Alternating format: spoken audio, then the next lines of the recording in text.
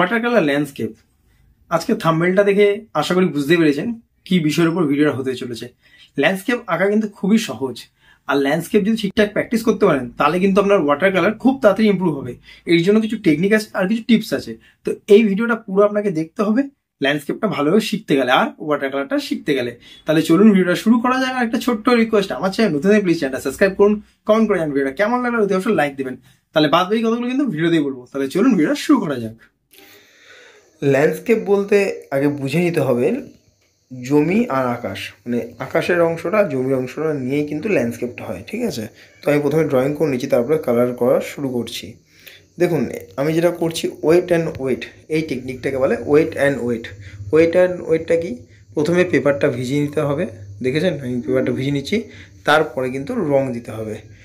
আর হচ্ছে wait and dry, এই টেকনিকটা হচ্ছে রং দেবেন, কালার করবেন, শুকাবেন, তারপর আবার তার উপরে কালার করবেন। তো আমি এই দুখানা টেকনিকই আমি কিন্তু এই কাজটাতে ইউজ করব। আমি আকাশটা ওয়েট অ্যান্ড ওয়েটে করছি, আর যেই নাকি জমিটা আছে জমির অংশটা সেটা কিন্তু ওয়েট অ্যান্ড ড্রাইতে করব, ঠিক আছে। ওয়েট অ্যান্ড ড্রাইটা কি, শুকাবে ফার্স্ট ওয়ান, তারপর একটু সেকেন্ড ওয়ান, এরকম করে আমি করবো। তারপরে আমি আকাশটা করার পর কিন্তু আমি জলটা করছি। আপনারা যখন এরকম ল্যান্ডস্কেপ করবেন না, প্রথমে আকাশটা করবেন, তারপরে কিন্তু জলটা করবেন, জমিটা করবেন।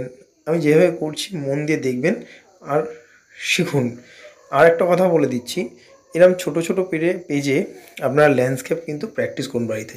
যত বেশি প্র্যাকটিস করবেন তত কিন্তু আপনার কনফিডেন্স লেভেলটা বাড়বে, ঠিক আছে। আর ওয়াটার কালারে যত বেশি প্র্যাকটিস হবে তত কিন্তু আপনি ভালো শিখতে পারবেন ওয়াটার কালারটা। দেখুন আমি কীভাবে করছি, আশা করি বিষয়টা বুঝতে পারছেন। সেম আমি আকাশের রিফ্লেকশনটা জলে করব, তাই আমি ওয়েট অ্যান্ড ওয়েট টেকনিকটা কিন্তু আমি জলে ইউজ করছি। জলে আমি কি করলাম, প্রথমে আমি জল দিয়ে ভিজিয়ে নিলাম, তারপরে কিন্তু আমি কালার দেবো।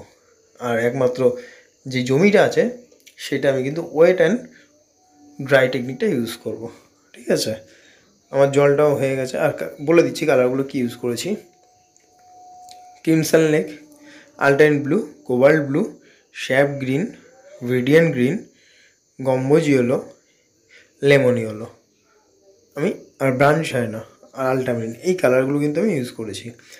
কি করেছি দেখেছেন, প্রথমে যেটা আমি করলাম সেটা হচ্ছে আকাশটা করেছি আর জলটা করেছি। আকাশ জলটা কী টেকনিক ইউজ করেছি, ওয়েট অ্যান্ড ওয়েট, ঠিক আছে। তারপরে শুকিয়ে নিয়েছি।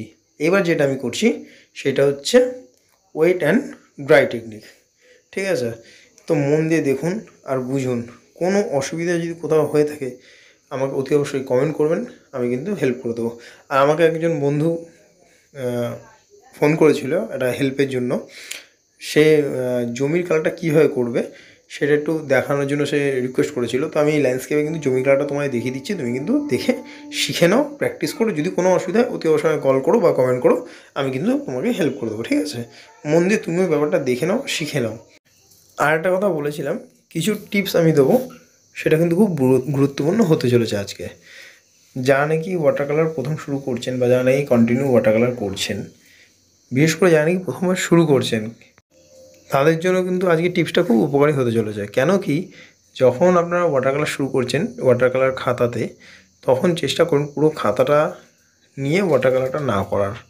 হ্যাঁ, ঠিক শুনছেন, যখন নাকি প্রথমবার ওয়াটার কালার শুরু করছেন তখন চেষ্টা করবেন ওই একটা বড় খাতার মধ্যে 4টে বক্স করার, তারপরে নাম্বারিং করবেন। ফার্স্ট 1 2 3 4, 4টে বক্সে 4টে নাম্বার দেবেন। দিয়ে ওয়াটার কালারটা যখন করবেন, প্রথম যেটা ওয়াটার কালার করবেন নাম্বার 1 বক্সটায়, সেটা করার পর নাম্বার 2 করবেন, নাম্বার 3 করবেন, তারপর নাম্বার 4 করবেন। এভাবে ওয়াটার কালারগুলো করবেন, করে আপনি দেখবেন কোনটা বেশি বেটার হচ্ছে। এরকম করে করে প্র্যাকটিস করবেন, ঠিক আছে। এক সপ্তাহ এরকম প্র্যাকটিস করুন, তারপরে এক সপ্তাহ 3খানা বক্স করে সেম টেকনিকে করবেন। তারপরে আবার এক সপ্তাহ 2টো বক্স করে করুন। তারপরের এক সপ্তাহ পুরো একটা খাতা জুড়ে ওয়াটার কালারটা করুন। তো এইভাবে প্র্যাকটিস করতে করতে দেখবেন আপনি অনেক অনেক ইমপ্রুভ করে গেছেন ওয়াটার কালারে, ঠিক আছে। এই টিপসগুলো একটু ফলো করবেন, আর পারলে স্টাডি করবেন, চোখের সামনে কিছু রেখে, কোনো অবজেক্ট রেখে ওয়াটার কালার স্টাডি করুন।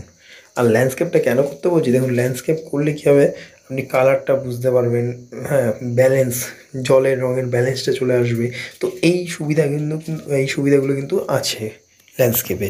আর যদি ল্যান্ডস্কেপটা যদি কোনো ছবি দেখে করতে পারেন বা কোথাও আউটডোরে গিয়েও করতে পারেন, যদি আপনারা না বুঝে থাকেন আউটডোরটা কী, আমাকে কমেন্ট করুন, আমি অতি অবশ্যই একদিন এটা আউটডোর করেও দেখিয়ে দেবো এবং বুঝিয়ে দেবো, ঠিক আছে? দেখেন, ওয়াটার কালার একটা এমন মিডিয়াম, খুব কঠিন নয়, আবার বলবো খুব সহজও নয়। কঠিন কেন নয়, যদি আপনি একটা প্র্যাকটিস ঠিকঠাক কন্টিনিউ করতে থাকেন আর আপনি যদি ঠিকঠাক প্র্যাকটিস করে শিখে যান, তাহলে কিন্তু আপনার কাছে এটা কঠিন মনে হবে না। এটা একদম 100% গ্যারান্টি আমি দিচ্ছি, কারণ আমার কাছে প্রথম খুব কঠিন লেগেছিলো। ঠিক আছে, কোনো হেল্প লাগলে অতি অবশ্যই আমাকে কমেন্ট করবেন, আর আমার চ্যানেলটা ভালো লাগলে অতি অবশ্যই লাইক করবেন, সাবস্ক্রাইব করবেন, কমেন্ট করবেন ভিডিও কেমন লাগলো। ধন্যবাদ পুরো ভিডিওটা ধৈর্য সহকারে দেখার জন্য।